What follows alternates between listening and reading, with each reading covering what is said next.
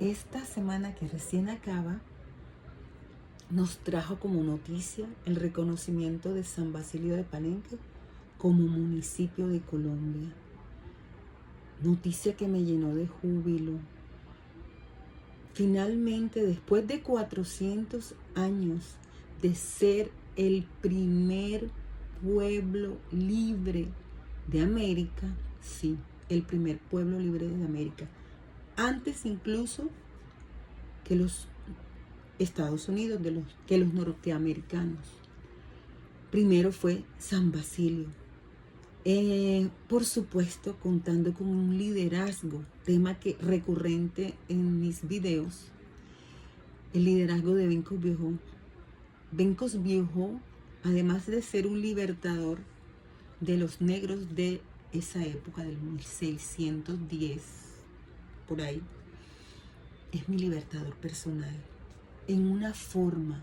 Y les cuento, cuando era niña yo pensaba que los palenques eran unos asentamientos donde los blancos habían obligado a estar a los negros, que eran como lugares de desecho. Me pareció nunca nadie me sacó de ese error. Cualquier día una prima estudiante de historia, Judy Martínez, ya fallecida, a la que le dedico este video, me contó de Bencos Viajó.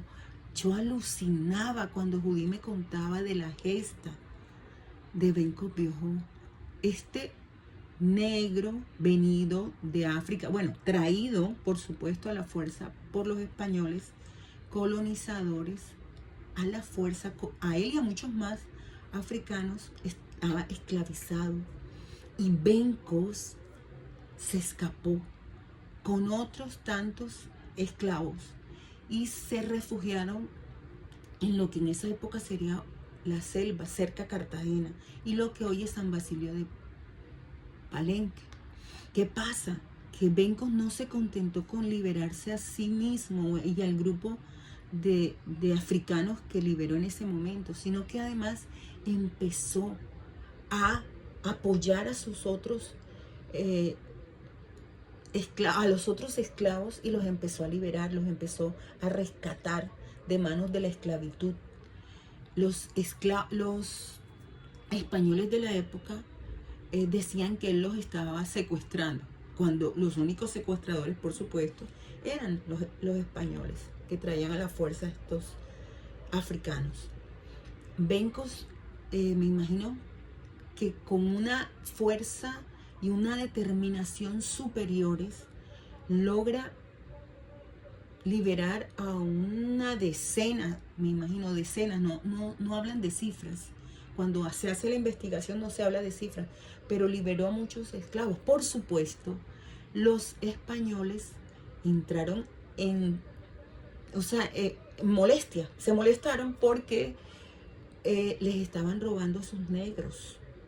Entonces empezaron a perseguirlos y llegaban hasta las cercanías de San Basilio, y Bencos y un grupo de aguerridos negros africanos sacaban a los sombrerazos, por decirlo así, a los españoles que se atrevían a enfrentarlos. Y se pueden ustedes imaginar en la época que las armas y digamos el poder militar lo tenían los españoles, pues estos negros no se dejaron. Cuando yo me entero de esto, de esta gesta, de esta fuerza de la etnia africana, y yo que siempre me he sentido parte, por supuesto, mis rasgos hablan, mi pelo, mi todo habla de mi ancestro africano.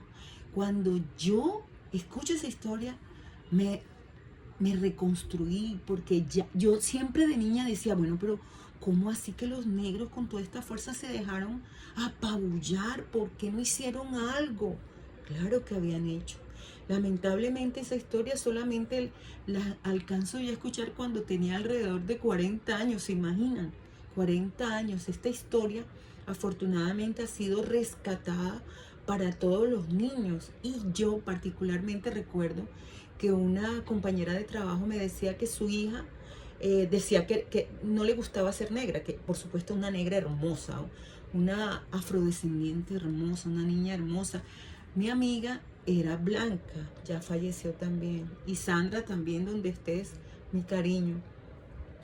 Sandra se rejuntó con un afrodescendiente y su niña nació bueno, con rasgos, color, digamos, era una mulata bien hermosa, una mestiza bien bella, todavía vive, rasgos muy de pronto europeos, pero color tez negra. Y ella o sea, no le gustaba verse en el espejo y verse negra. Seguramente como yo en mi época. Esta niña, yo les conté la historia. De hecho, me acuerdo que imprimí una especie de cuadernillo para la niña y que ella presentó en el colegio en su momento, eso hace muchos años. Y me decía mi amiga, Elinor es otra, ella cambió, se siente orgullosa de ser quien es. Eso mismo sentí yo. Eso mismo sentí yo. Ese tipo de historias de resistencia, le llaman pueblos de resistencia. Y yo estoy convencida que lo son, claro que lo son. Entonces, volviendo al tema del liderazgo, nuevamente mirar esos rasgos, esas particularidades de estos líderes. Bencos no necesitaba gritarle a nadie, ven acá que yo te voy a libertar. No, aquel estaba sintiendo en carne propia la esclavitud. Y él, solidario con aquel que se había quedado atrás, regresaba por los que se habían quedado atrás. Esa solidaridad es importante en estos liderazgos que está necesitando el país. Solidaridad, ese es, digamos, el valor del que quiero hablar y que vengo a ponernos a reflexionar sobre la solidaridad.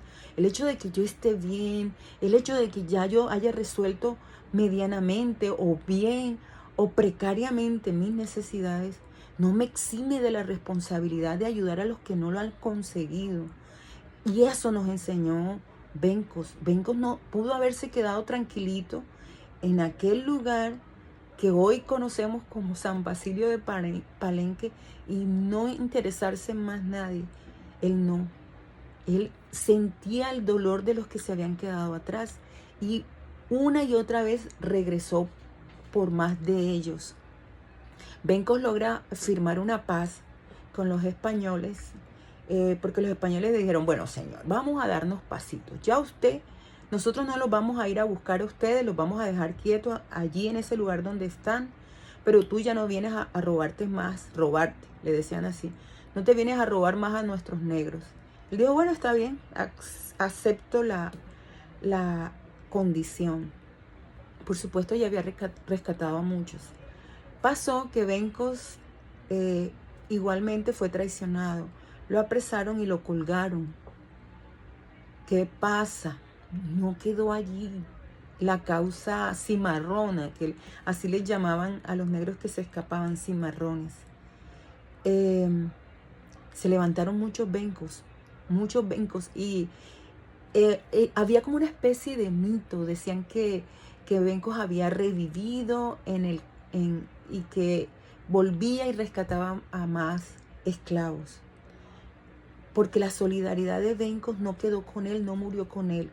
Quedó también en la sangre de aquellos en el alma de aquellos que él también liberó y ayudó a recuperar su libertad. Bueno, eso es por hoy mi reflexión, la solidaridad.